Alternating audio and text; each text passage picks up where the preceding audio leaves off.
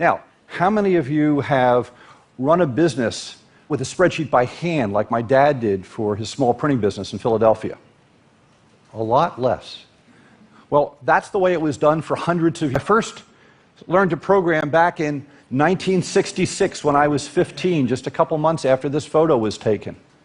Few high schoolers had access to computers in those days, but through luck and an awful lot of perseverance, I was able to get computer time around the city. Most programmers in those days worked on mainframes, building things like inventory systems and payroll systems and bill paying systems, but I had worked on interactive word processing and on-demand personal computation.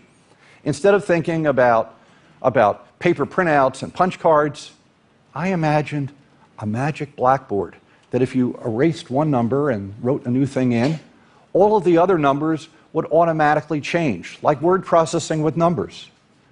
I imagined that my calculator had mouse hardware on the bottom of it and a head-up display like in a fighter plane.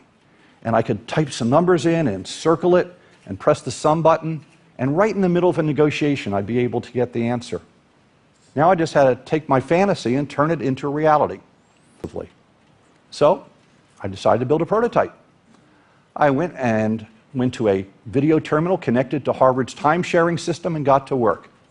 One of the first problems that I ran into was, how do you represent values in formulas? Let me show you what I mean.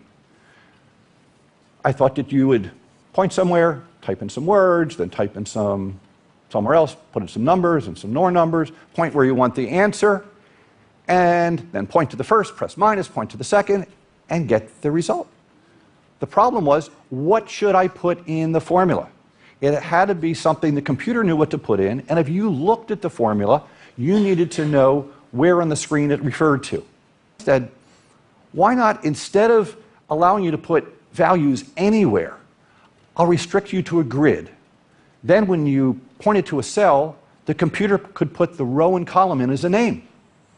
And if I did it like a map and put ABC across the top and numbers along the side, if you saw B7 in a formula, you'd know exactly where it was on the screen.